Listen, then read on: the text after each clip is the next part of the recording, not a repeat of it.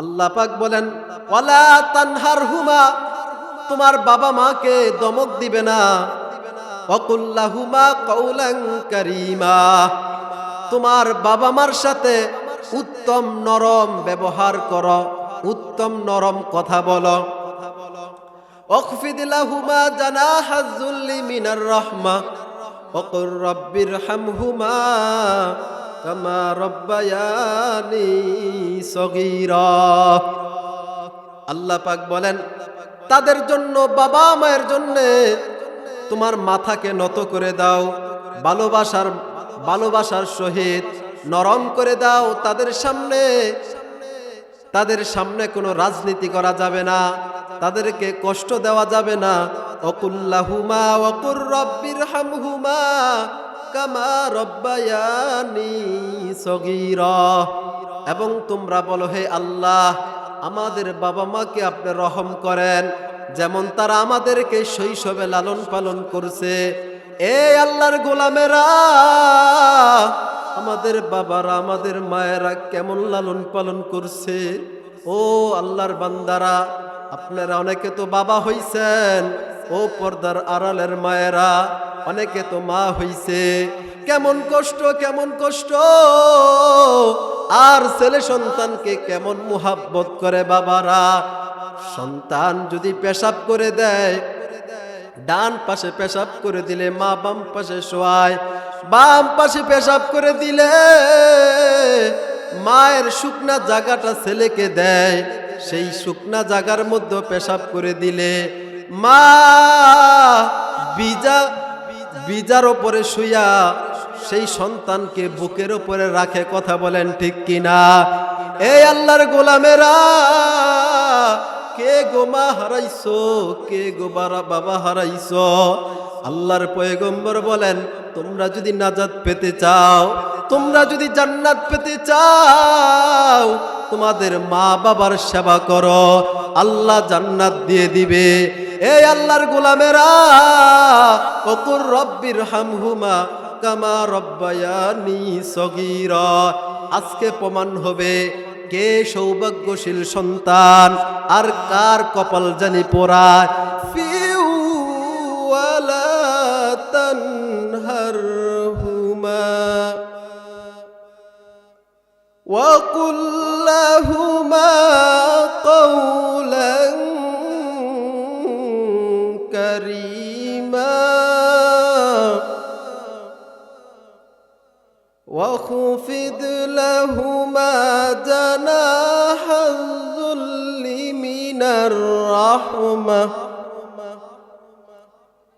من الرحمة وقل رب ارحمهما كما ربياني صغيرا.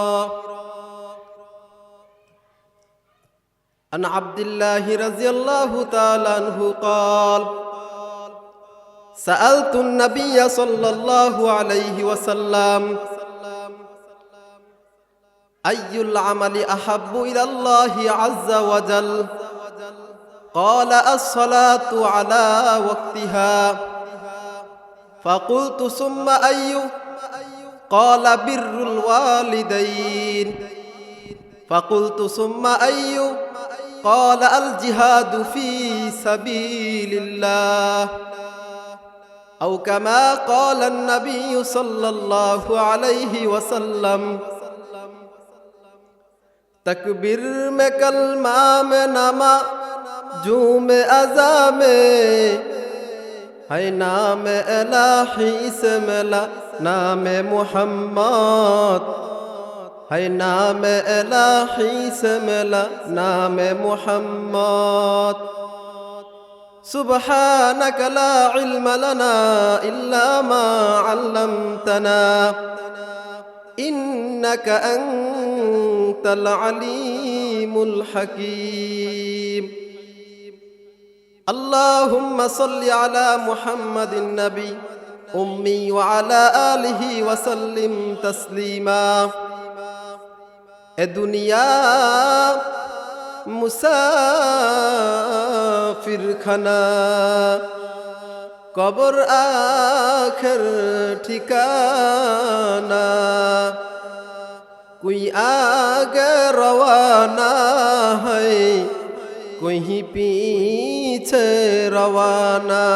ला इलाहा इल्लल्लाह, ला इलाहा इल्लल्लाह, ला इलाहा इल्लल्लाह, ला इलाहा इल्लल्लाह। আসমান জমিন গায়রুল্লাহ, পাহাড় পর্বত গায়রুল্লাহ, বাজার মাজার গায়রুল্লাহ। লা ইলাহা ইল্লাল্লাহ, লা ইলাহা ইল্লাল্লাহ, লা ইলাহা ইল্লাল্লাহ, লা ইলাহা ইল্লাল্লাহ। সাজ্জাত জান্নাত বানাইলো, একটি কদম দেবার আগে, একটি কদম দেবার আগে আল্লাহ আজরাইলকে পাঠাইলো। লা ইলাহা ইল্লাল্লাহ, লা ইলাহা ইল্লাল্লাহ, লা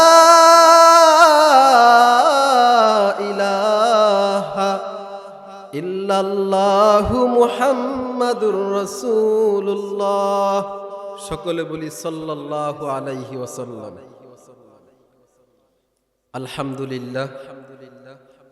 বুয়াবো পূর্বপাড়া বাইতুল আমান জামে মসজিদ ও যুব সমাজের উদ্যোগে 10তম বার্ষিক তাফসীরুল কোরআন মাহফিলে উপস্থিত আল্লাহ প্রেমিক, রাসূল প্রেমিক, আল্লাহর জান্নাতি মেহমান, জান্নাতের বাগানে বসা পর্দার আড়ালের আমার সম্মানিত মায়েরা বোনেরা, আল্লাহ পাক সমস্ত ফিতনা থেকে আমাদেরকে হেফাজত করে জান্নাতের বাগানে আসার বসার তৌফিক দিয়েছেন। এজন্য সকলে দিল থেকে বলি আলহামদুলিল্লাহ। এই জান্নাতের বাগান পেয়ে আপনারা খুশি না? আল্লাহ পাক কিয়ামত পর্যন্ত আপনাদের পরের প্রজন্ম দ্বারাও যেন এই জান্নাতের বাগান তারা যেন সাজাইতে পারে, আল্লাহ কবুল করুক। সকলে বলি আমিন। বুয়াবো পূর্বপাড়ার যুব সমাজকে এবং এখনো যারা এদিক সেদিক ঘোরাফেরা করে সময় অযথা নষ্ট করতেছে, সকলের প্রতি উদাত্ত আহ্বান, আগামীকালকে এখানে আর কোনো হুজুর ওয়াজ করবেন না। কথা বলেন ঠিক কিনা? এজন্য আমাদের অনেকের বাবা মা অন্ধকার কবরে, তাদের জন্য দোয়ায়ে মাগফিরাত করে আল্লাহ পাক যেন আমাদের বাবা মাকে মাফ করে দেয়। এজন্য সকলের প্রতি উদারত আহ্বান, এখনো যারা এদিক সেদিক ঘোরাঘুরি করতেছি, জান্নাতের বাগানে আসেন। আল্লাহ পাক হতে পারে এই তাফসীরুল কোরআন মাহফিলের উসিলায় আল্লাহ সুবহানাহু ওয়া তাআলা জিন্দেগীর আগের পরের গুনাহ মাফ করে হেদায়েত দিতে পারেন কি পারেন না?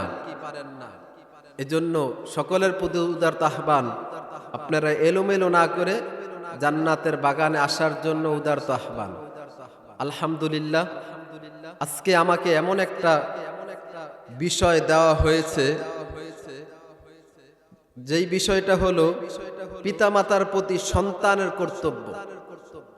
পিতামাতার প্রতি সন্তানের কর্তব্য কি?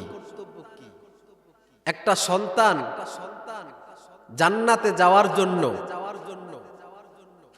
এবং দুনিয়ার মধ্যে সুখে শান্তিতে থাকার জন্য আল্লাহ পাক কোরআনুল কারীমের মধ্যে যেই কয়েকটা নিদর্শন বর্ণনা করেছেন, যদি আমরা আল্লাহ পাক যেন ইখলাসের সহিত এই কথাগুলো বলবার, আপনাদেরকেও আমলের নিয়তে কিছু কথা শুনবার হিম্মত তৌফিক আল্লাহ পাক দান করুন। যদি আমরা আমল করতে পারি, ছেলে সন্তানের কর্তব্য বাবা মায়ের প্রতি, কি এবং কেন, সংক্ষিপ্ত সময় যদি আল্লাহ কবুল করেন এর মধ্যে কিছু আলোচনা করব। ওমা তৌফিক ইল্লা বিল্লাহ। বিষয়টা হলো তিন দিক। এক হলো আমি আমার বাবা মায়ের খেদমত কেন করব, এক নাম্বার। দুই নাম্বার হলো বাবা মার খেদমত যদি আমরা না করি তাহলে আমাদের ক্ষতি কি। তিন নাম্বার, যদি আমরা করতে পারি তাহলে তার উপকার কি। তিনটা পয়েন্ট আলোচনা হবে ইনশাআল্লাহ। বাবা মার খেদমত কেন করব, দুই নাম্বার যদি না করি তার ক্ষতি কি, তিন নাম্বার যদি করি তার উপকার কি। আল্লাহ আমাদের সকলকে বুঝার তৌফিক দান করুন। নাম হয়েছে যুব সমাজ, কিন্তু যুবক এখন ওয়াজের প্যান্ডেলে না থাকা যুব সমাজ নাম দিয়েছে, অথচ এই যুবকগুলো এখন রাস্তায় ফুচকার দোকানে, জালমুড়ির দোকানে। কথা বলেন ঠিক কিনা? এজন্য এই এটা আফসোসের বিষয়। আজকে যুবকরা যদি ঐক্যবদ্ধ হয়ে যাইতো, আজকে যুবক যদি ইসলামের প্রতি দাবিত হতো, তাহলে পৃথিবীর মধ্যে সমস্ত ইসলাম প্রেমিক যুবক যদি একত্রিত হয়ে যাইত, যেভাবে বেদুইন নাসারা কাফেররা বলে বাংলাদেশ থেকে ইসলাম নামক কোন ধর্ম থাকবে না, আমি বলি আমার সোনার বাংলাদেশের সমস্ত যুবক যদি ইসলামের ব্যানারে চলে আসে, আলেম ওলামার নেতৃত্বে চলে আসে, বেঈমান কোন শক্তি, কোন অপর শক্তি, বিদেশি হোক, দেশের হোক, ভারতের হোক, কোন শক্তি মুসলমানের ক্ষতি করতে পারবে না। কথা বলেন ঠিক কিনা? কিন্তু আজকে যুবক ওয়াজের প্যান্ডেলে নাই, এটা একটা আফসোসের বিষয়। যুবক যদি পরিবর্তন হয়ে যায়, সমাজের যুবক যদি ঐক্যবদ্ধ হয়ে যায়, গোটা দেশ এমনিতেই ওমর ইবনে খাত্তাব যুবক ছিলেন, ইসলাম কায়েম করেছেন। বর্তমানেও যারা যুবক হয়ে ঐক্যবদ্ধ হয়ে দেশকে ইসলাম প্রেমিক করার জন্য চেষ্টা করতেছেন, এই যুবক যদি ঐক্যবদ্ধ হয়ে যায় তখন চতুর্পাশের বাতিলরা তারা ভয়ে কম্পন সৃষ্টি হয়ে যাবে। কথা বলেন ঠিক কিনা? আজকে এটা আমাদের জন্য আফসোস ছাড়া কিছুই হতে পারে না। আল্লাহ পাক সমস্ত যুবকদেরকে কবুল করুক ইসলামের জন্য, সকলে বলি আমিন। সময় সংক্ষিপ্ত, এখনই কোরআনুল কারীম থেকে তাফসীর শুরু হবে। আল্লাহ পাক আমাদেরকে বুঝার তৌফিক দিন। আল্লাহ পাক রব্বুল আলামিন সূরাতুল বনী ইসরাইলের 23 নম্বর আয়াতে আল্লাহ পাক বলতেছেন, ওয়াকাদা রাব্বুকা আল্লা তা'বুদু ইল্লা ইয়াহু ওয়া বিল ওয়ালিদাইনি ইহসানা। আমি বলছিলাম আলোচনাটা 3 অধ্যায়। এক হলো বাবা মায়ের খেদমত কেন করব। আল্লাহ পাক এই আয়াতে বলেন, ওয়াকাদা রাব্বুকা আল্লা তা'বুদু ইল্লা ইয়্যাহ। আল্লাহ পাক বলতেছেন তোমাদেরকে আল্লাহ পাক আদেশ করেছেন আল্লাহ তা'বুদু ইল্লা ইয়্যাহু, তোমরা যেন আল্লাহ পাককে ছাড়া অন্য কারো ইবাদত না করো। আল্লাহ আদেশ করেছেন ইবাদত করতে হবে শুধু আল্লাহর। কথা বলেন। আল্লাহ পাক বলেন, ওয়াকাদা রাব্বুকা আল্লা তা'বুদু, তোমার রব তোমাদেরকে আদেশ করেছেন তোমরা শুধু এক আল্লাহর গোলামি করবে। পৃথিবীর মধ্যে এক আল্লাহর গোলামি ছাড়া অন্য কারো গোলামি চলবে। সব কিছু আমরা নামাজের মধ্যে যখন দাঁড়াই তখন বলি ইয়্যাকা না'বুদু ওয়া ইয়্যাকা নাস্তাঈন। আল্লাহ আপনার কাছেই সাহায্য চাই, এবং আপনারও ইবাদত করি। মুসলমান যদি আল্লাহর থেকে নিতে শিখে, মুসলমান যদি আল্লাহর গোলামি করতে শিখে, খোদার কসম পৃথিবীর কোন মানুষের কাছে তাদের মাথা নত করতে হবে না। কিন্তু আজকে আমরা আল্লাহর থেকে নিতে শিখলাম না, এই জন্য এটাই হলো আমাদের আফসোস। ইয়্যাকা না'বুদু ওয়া ইয়্যাকা নাস্তাঈন, আমরা তো ইবাদত আপনারই করি, আপনার কাছেই আমরা সাহায্য চাই। এজন্য আল্লাহর থেকে আমরা নিতে শিখব, তাহলে কোনো কিছুর অভাব হবে না ইনশাআল্লাহ।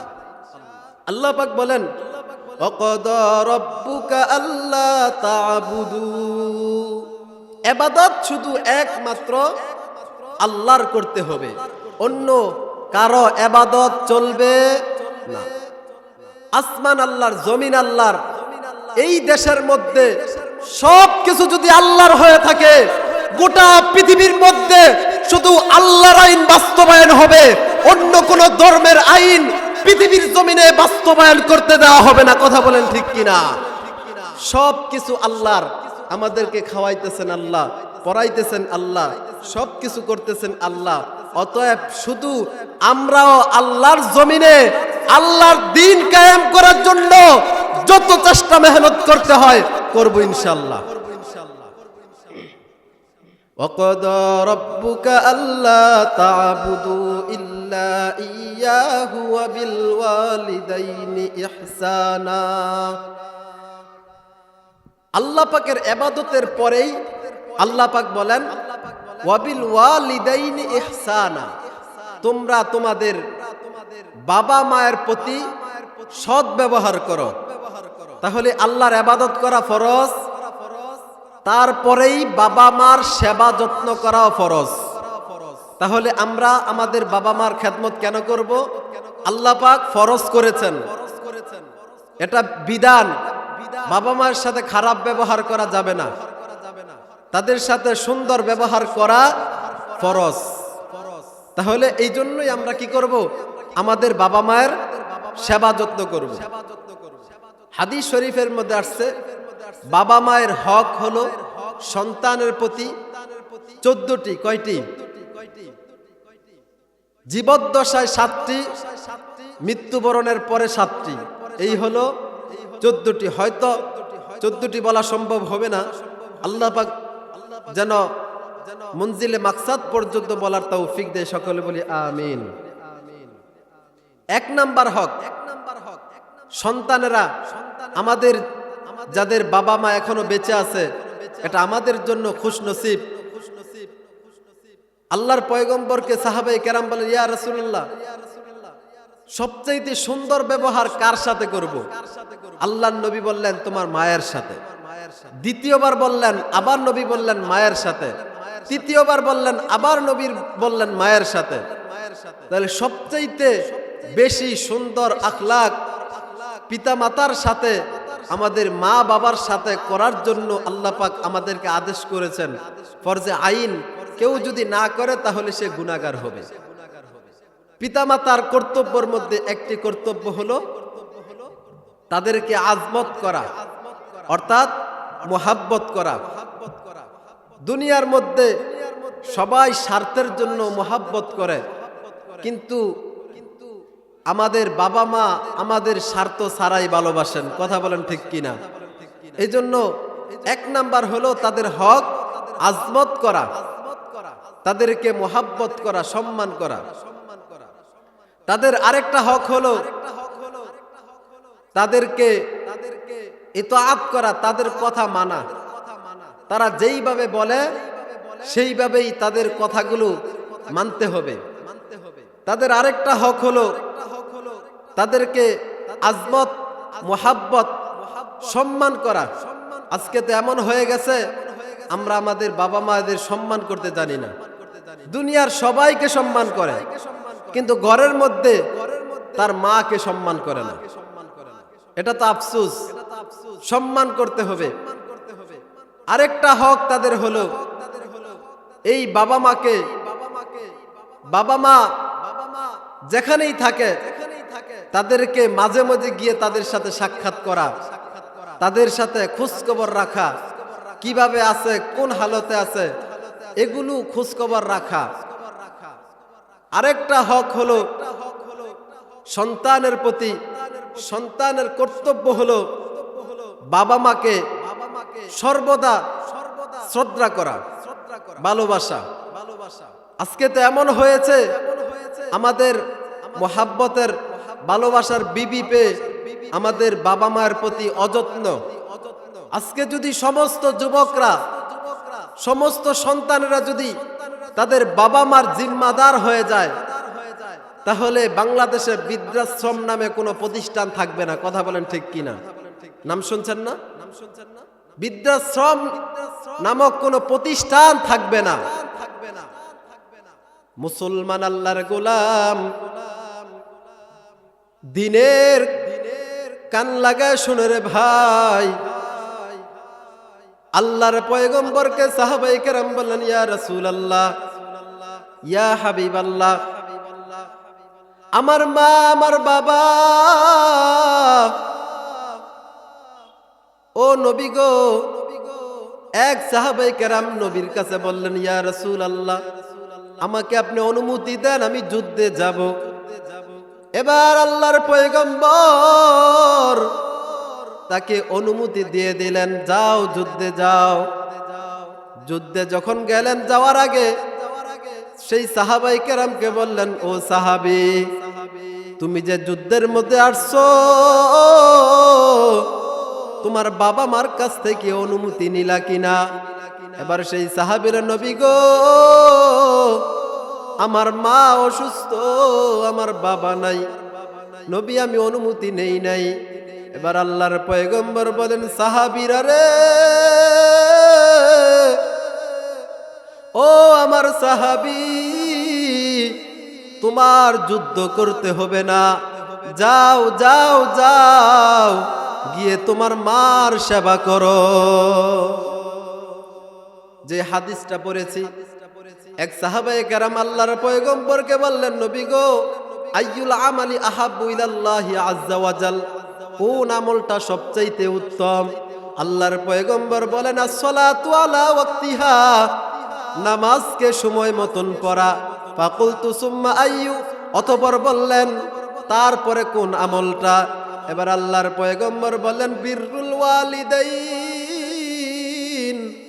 পিতা মাতার সাথে সদ্ব্যবহার করা। ও বুইয়াব, যুব সমাজের উদ্যোগে কারা গো এত সুন্দর মাহফিলের ইন্তেজাম করেছেন?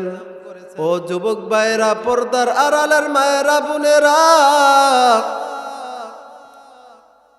আজকে তো এমন একটা অবস্থা হয়ে গেছে, আমার মা, আমার বাবা অন্ধকার কবরে, তারা শুধু দুনিয়ার দিকে তাকায় আছে, তারা শুধু দুনিয়ার মানুষের দিকে তাকায় আছে, আর বলে, আমার কি দুনিয়ার মধ্যে কোনো সন্তান নাই? ও সন্তানেরা, যাও না, মাহফিলের মধ্যে গিয়ে আমাদের জন্য একটু দোয়া করো, চোখের পানি ফেলো। এইভাবে, কারণ কবরের মধ্যে বাবারা, মায়েরা এমন অসহায়, এমন এতিম আর কোনোদিন হইতে পারে না। এই জন্য বলি, যুবক ভাইয়েরা রে, কার জানি বাবা নাই, কার জানি মা নাই, আসো না জান্নাতের বাগানে। তোমার ভাইয়ের, তোমার বাবার জন্য দোয়া করবা, মার জন্য দোয়া করবা।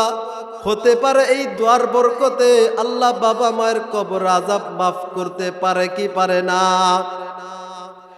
এই জন্য বলি রে যুবক ভাই, কে জানি এত সুন্দর জান্নাতের বাগান সাজাইছে, এত সুন্দর জান্নাতের বাগান যারা সাজাইছে, আল্লাহর কাছে দোয়া করি, আল্লাহ, এই যুবকদেরকে দেওয়ার মতন কিছুই নাই, তবে আল্লাহ আপনার কাছে বলিয়া দিলাম, যারা দুনিয়ার মধ্যে এত সুন্দর জান্নাতের বাগান সাজাইছে, আল্লাহ আপনিও কিয়ামতের ময়দানে তাদের সবাইকে এক একটা জান্নাতের মালিক বানায় দিয়া।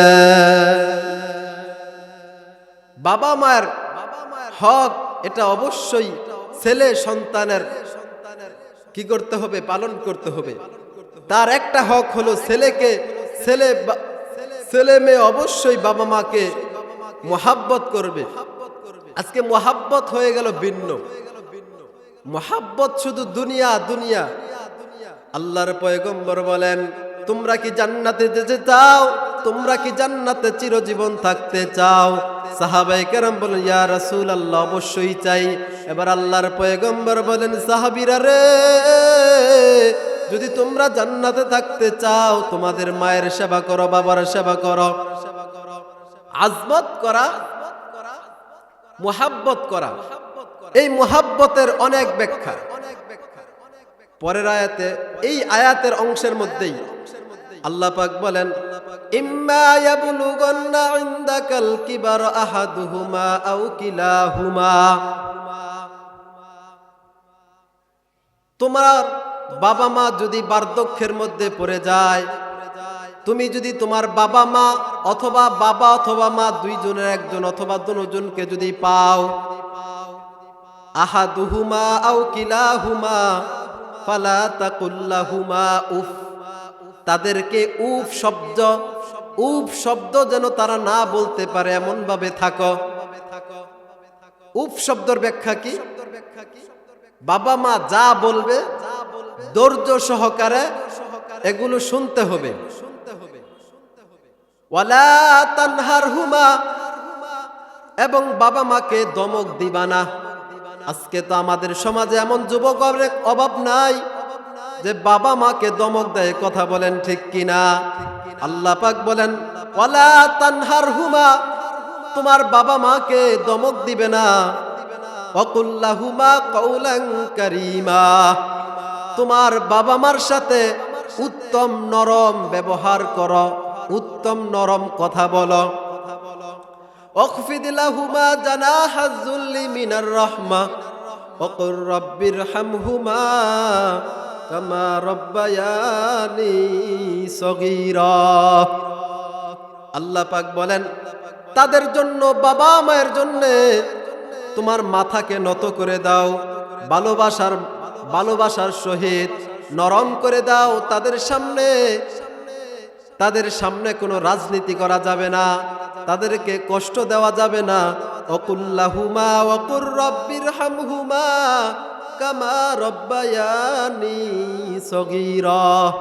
এবং তোমরা বলো, হে আল্লাহ, আমাদের বাবা মাকে আপনি রহম করেন, যেমন তারা আমাদেরকে শৈশবে লালন পালন করছে। এই আল্লাহর গোলামেরা, আমাদের বাবারা, আমাদের মায়েরা কেমন লালন পালন করছে। ও আল্লাহর বান্দারা, আপনারা অনেকে তো বাবা হইছেন, ও পর্দার আড়ালের মায়েরা, অনেকে তো মা হইছে। কেমন কষ্ট, আর ছেলে সন্তানকে কেমন মুহাব্বত করে বাবারা। সন্তান যদি পেশাব করে দেয়, ডান পাশে পেশাব করে দিলে মা বাম পাশে শোয়ায়, বাম পাশে পেশাব করে দিলে মায়ের শুকনা জায়গাটা ছেলেকে দেয়, সেই শুকনা জায়গার মধ্যে পেশাব করে দিলে মা বিজার ওপরে শুইয়া সেই সন্তানকে বুকের ওপরে রাখে। কথা বলেন ঠিক কিনা? এই আল্লাহর গোলামেরা, কে গো মা হারাইছো, কে গো বাবা হারাইছো? আল্লাহর পয়গম্বর বলেন, তোমরা যদি নাজাত পেতে চাও, তোমরা যদি জান্নাত পেতে চাও, তোমাদের মা বাবার সেবা করো, আল্লাহ জান্নাত দিয়ে দিবে। এই আল্লাহর গোলামেরা, ওকুর রাব্বিরহামহুমা কামা রাব্বায়ানি সগীরা। আজকে প্রমাণ হবে কে সৌভাগ্যশীল সন্তান আর কার কপাল জানি পোড়া। আপনারা শুনছেন কয়েকদিন আগে বরিশালের এক লঞ্চের মধ্যে শত শত হাজার মানুষ, যখন নাকি লঞ্চটা ডুবে যাওয়ার উপক্রম হইল, সবাই শুধু বাঁচাও বাঁচাও, কে আসো আমারে বাঁচাও, আমারে বাঁচাও, এইভাবে যখন বলা বলি করলো, এমন একটা করুণ অবস্থা, তাদের মতন এতিম তখন আর কেউ ছিল না। ঠিক তদুরূপ রে ভাই, আমাদের বাবারা, আমাদের মায়েরা যারা কবরের মধ্যে আছে, তারাও শুধু দুনিয়ার তাদের ছেলে সন্তানের দিকে তাকায়া বলে, কে আসো আমারে একটু বাঁচাও, কে আসো আমার জন্য একটু দোয়া করো। এই জন্য দোস্ত বুজুর্গ এর জন্য আমাদের বাবা মার খেদমত করার দরকার আছে না নাই? তাহলে বাবা মার খেদমত করা ফরজ। বলেন, বাবা মার খেদমত করা ফরজ। এখন কেউ যদি বাবা মার খেদমত না করে তার ক্ষতি কি? ওয়াজের মূল পয়েন্ট আপনাদের মনে আছে তো? মনে নাই? কেউ যদি বাবা মার খেদমত না করে তাহলে তার ক্ষতি কি? আল্লাহর নবীর একজন সাহাবী হযরতে আলকামা, নাম শুনছেন কিনা? আরে আল্লাহর গোলাম, আল্লাহর নবীর একজন সাহাবী হযরতে আলকামা। এই আলকামা যখন মৃত্যুবরণ করবে তার জবানটা বন্ধ হয়ে গেছে। এই গোলামেরা, মৃত্যুর সময় যদি জবান বন্ধ হয়ে যায় এটা কিন্তু ভালো লক্ষণ হতে পারে না। কথা বলেন ঠিক কিনা? আলকামার যখন নাকি জবান বন্ধ হয়ে গেল, তার বিবি শুধু কালিমার তালকিন করতেছে কিন্তু তার জবান বন্ধ, কালিমা পড়তে পারে না। তার বিবি নবীজির কাছে গেলেন, নবী গো, আপনার প্রিয় সাহাবী আলকামা যে আপনার সাথে যুদ্ধ করেছে, নবী গো, ওই আলকামার জবান বন্ধ হয়ে গেছে গো নবী। এবার আল্লাহর পয়গম্বর হযরতে বেলালকে পাঠাইলেন। বেলাল সহ কয়েকজন সাহাবী আলকামার বাড়িতে আসলেন আলকামাকে তালকিন করার জন্যে। কিন্তু আলকামাকে তালকিন করে কিন্তু আলকামার জবান আর চালু হয় না। এবার বেলাল গিয়ে বলতেছেন, নবী গো, ও নবী, আলকামার জবান বন্ধ। এবার আল্লাহর পয়গম্বর বললেন, বেলাল রে, তার বাবা মা আছে কিনা? এবার বেলাল বলে, নবী গো, তার বাবা নাই, তবে তার মা আছে, কিন্তু তার মা তার সাথে থাকে না।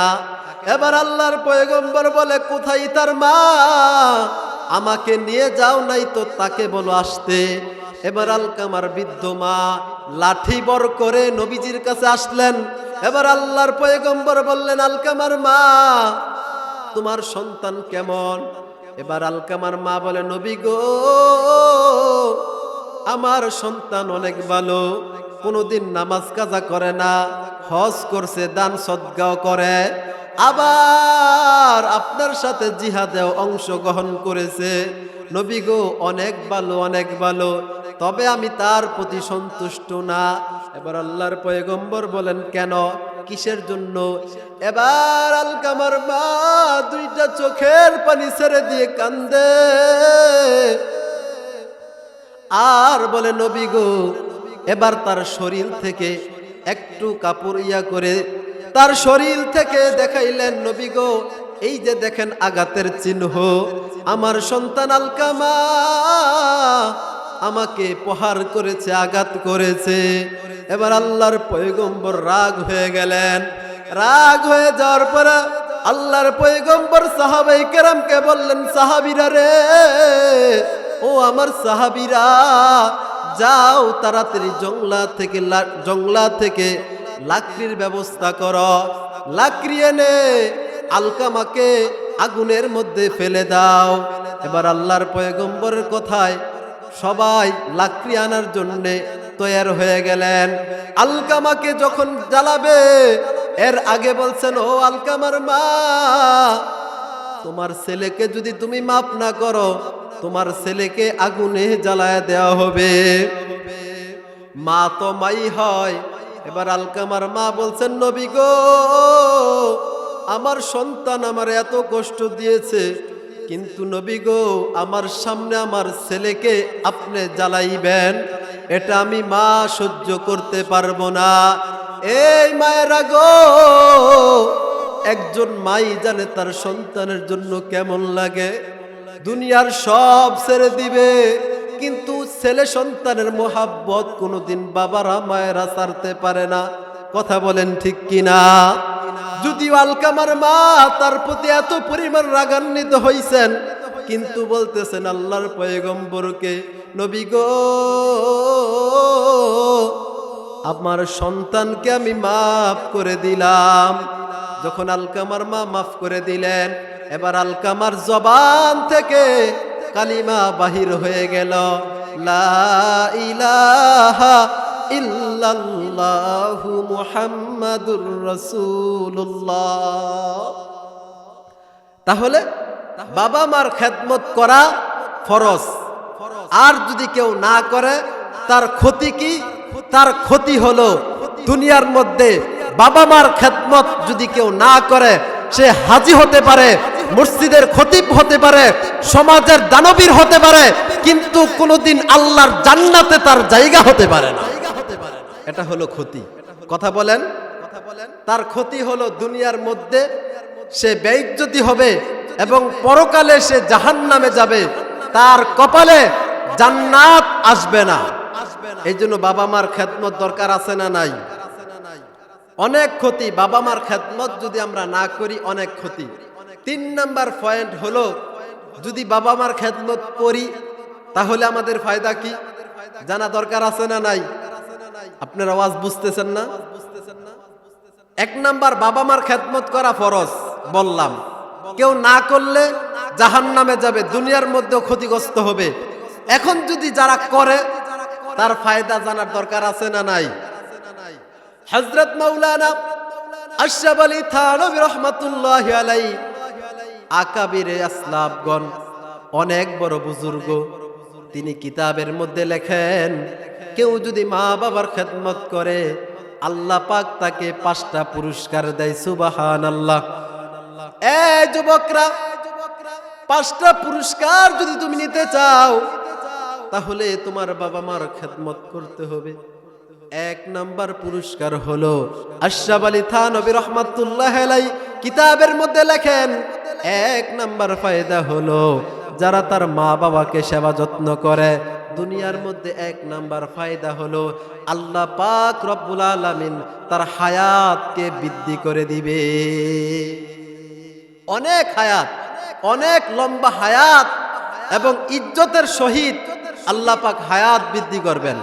দেখবেন মায়েরা, বাবা মায়ের খেদমত যদি করি, তখন মার সেবা যদি করি, মা খুশি হয়ে সন্তানকে এই কথা বলে, আমার মাথার মধ্যে যতগুলো চুল আছে আল্লাহ পাক তোকে এত বছর বাঁচায় রাখুক। কথা বলেন ঠিক কিনা?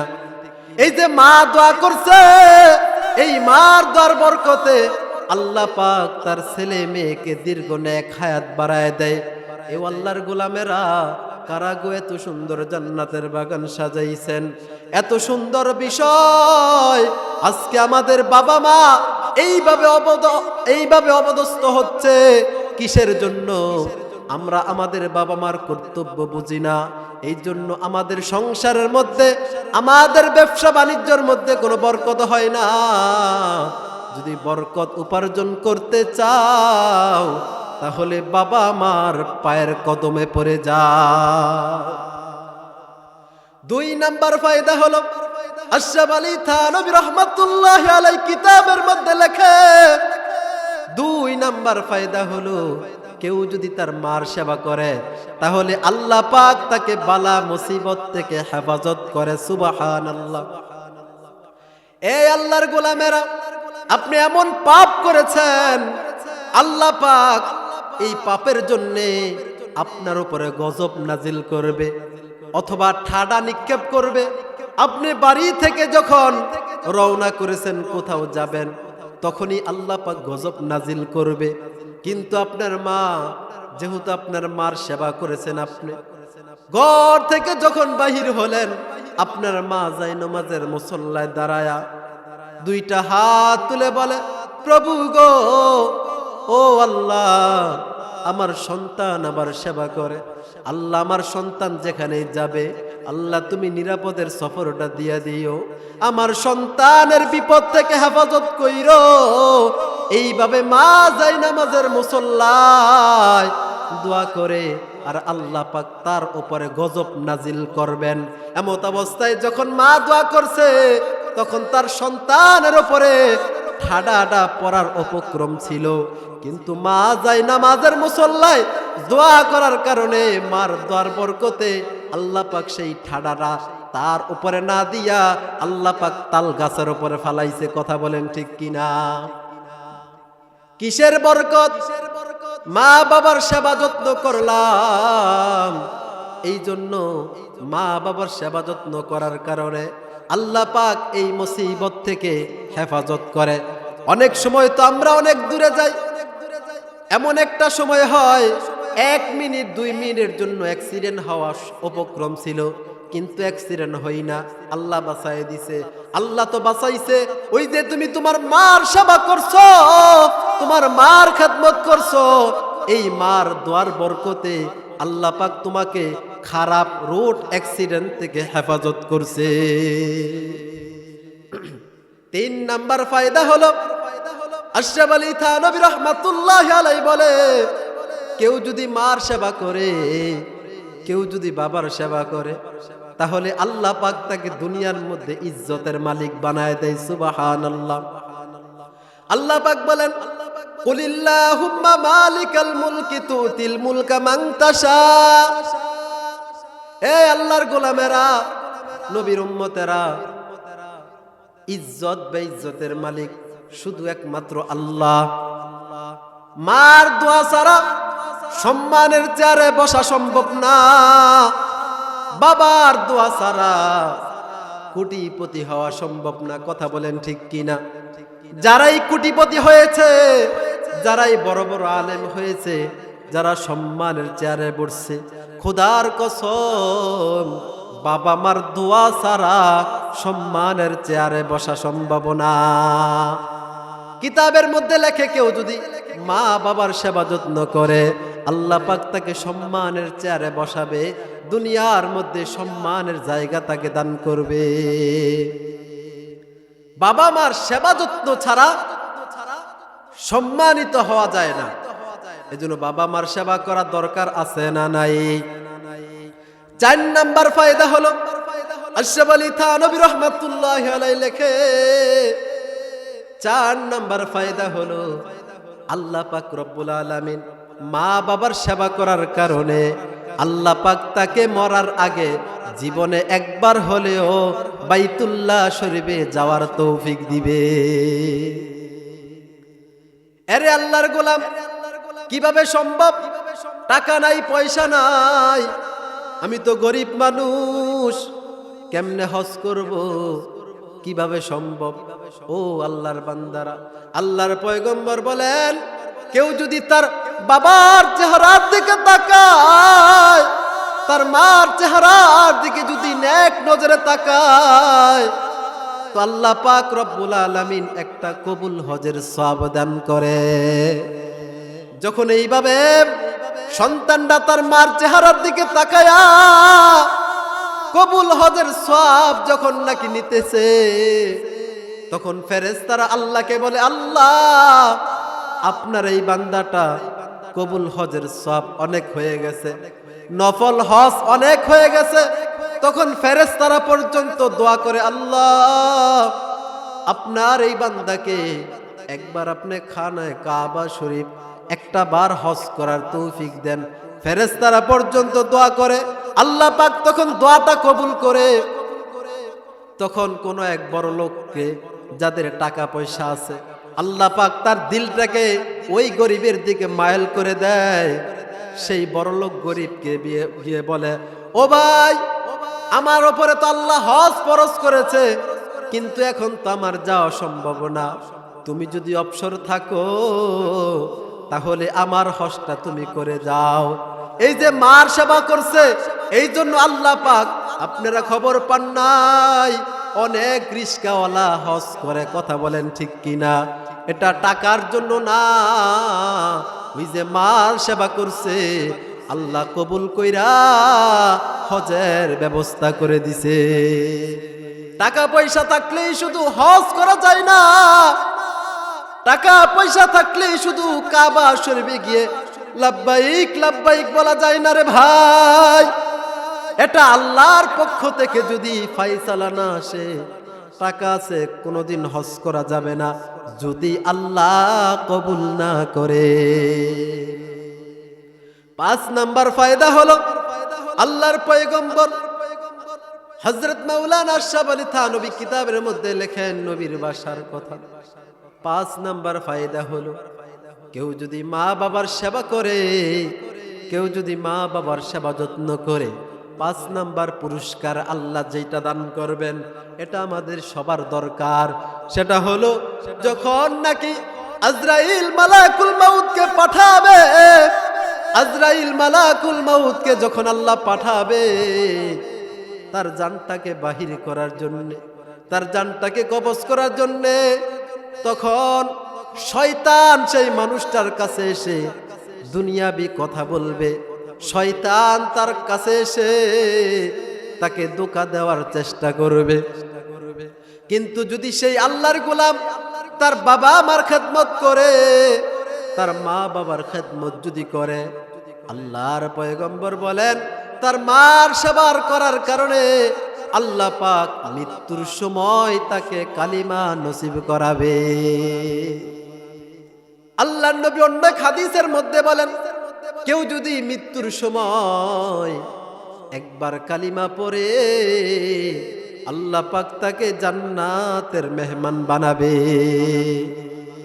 তাহলে আমরা সব কিছু সার নির্যাস এটাই পাইলাম, কেউ যদি মার সেবা করে, আল্লাহ পাক রব্বুল আলামিন আমাদেরকে মরণকালে কালিমা নসিব করাবেন। তার অর্থ হলো আল্লাহ পাক আমাদেরকে জান্নাতের মালিক বানাবে।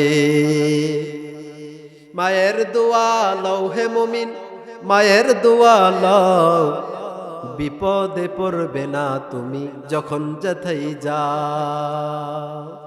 আপনারা নাম শুনছেন বাইজিদ বুস্তামি, নাম শুনছেন কিনা? এই বাইজিদ বুস্তামি রহমাতুল্লাহি আলাইহি কেমন বড় বুজুর্গ ছিলেন।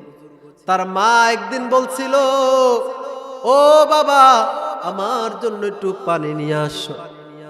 গভীর রজনীতে তার মা যখন পানির কথা বললেন, এই বাইজিদ ঘরের মধ্যে দেখে পানি নাই। বাইজিদ পানি আনার জন্য চলে গেলেন কুয়ার মধ্যে। দূর থেকে পানি যখন আনলেন, আনার পরে দেখে তার মা ঘুমিয়ে গেছে। এবার বাইজিদ মনে মনে ভাবে, পানির জন্য যদি মাকে ডাক দেই মায়ের কষ্ট হবে, এই জন্য তার মাকে সে কষ্ট দেয় নাই। সারা রাত্র পানি গ্লাস নিয়ে দাঁড়ায় ছিল, তার মাকে সে ডাক দেয় নাই। যখন ফজরের সময় তার মা ঘুম থেকে উঠছে, ওঠার পরে দেখে তার ছেলের হাতে পানি। এবার বলে, বাইজিদ তুমি কি ঘুমাও নাই? বাইজিদ বলে, মা আপনি না বলছেন পানি আনার জন্যে, আমি পানি আনতে গিয়েছিলাম, আসার পরে দেখি আপনি ঘুমায় গেছেন। মাগো আমি আপনাকে ডাক দেই নাই, আপনার ঘুমের ডিস্টার্ব হবে।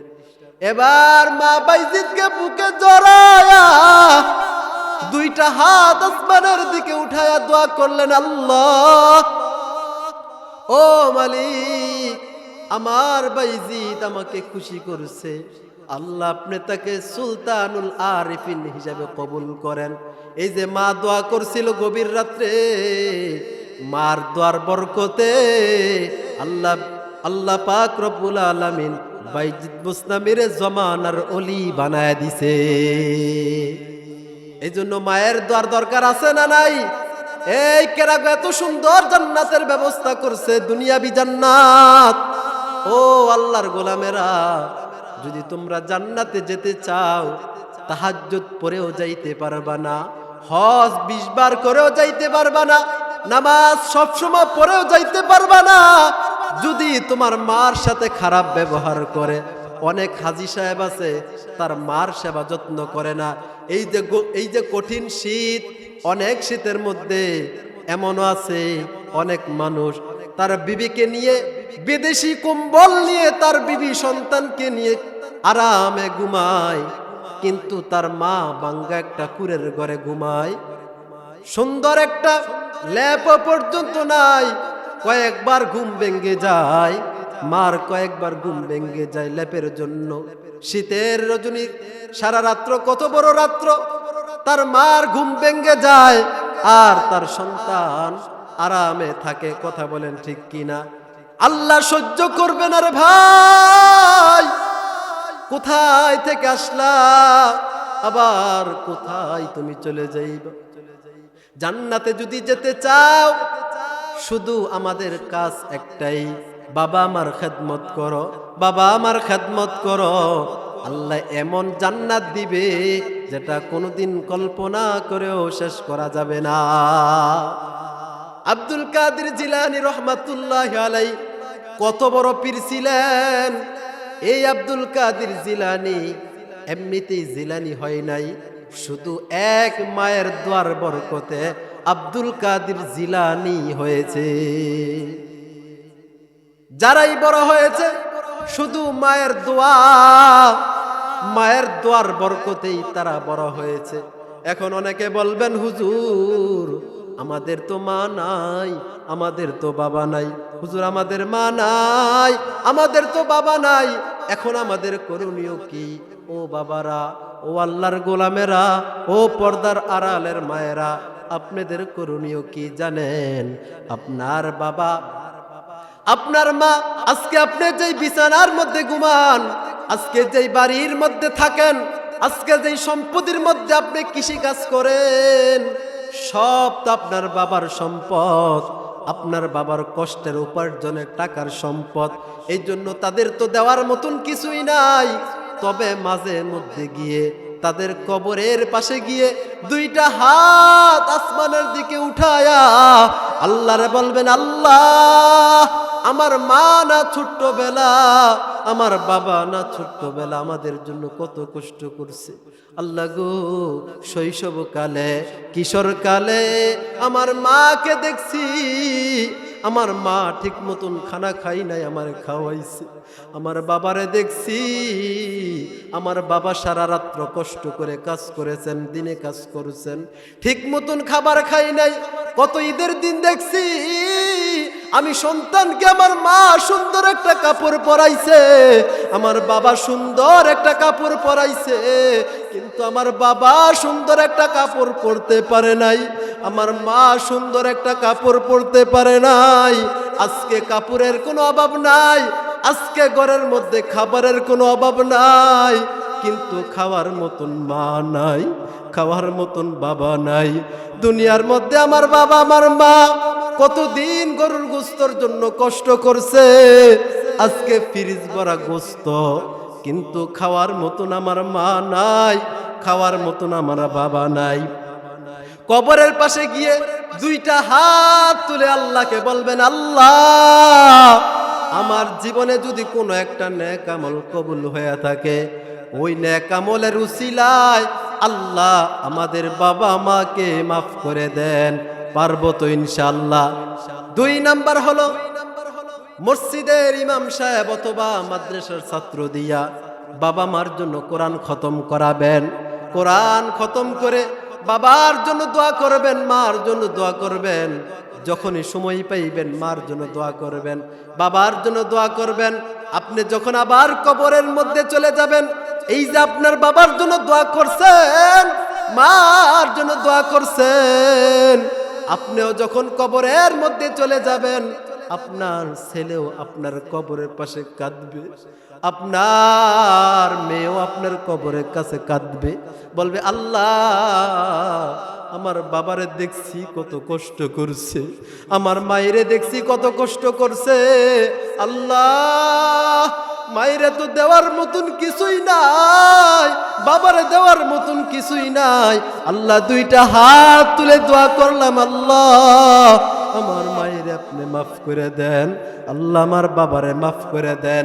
যদি কবুল হয়ে যায়, তোমার থেকে সৌভাগ্যশীল সন্তান আর কেউ হতে পারে না।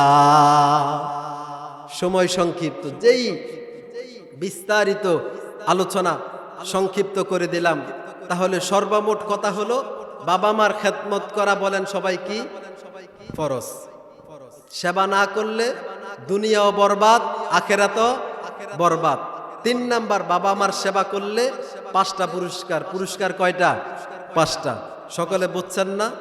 আল্লাহ পাক রব্বুল আলামিন সকলকে এই কথাগুলো আমাকে এবং আপনাদেরকে যারাই যেইভাবে শুনেছেন আল্লাহ পাক সকলকে আমল করার তৌফিক দান করুক। ওয়া আখিরু দাওয়ানা আনিল হামদুলিল্লাহি রাব্বিল আলামিন। আসসালামু আলাইকুম ওয়া রাহমাতুল্লাহি ওয়া বারাকাতুহু। আলহামদুলিল্লাহ।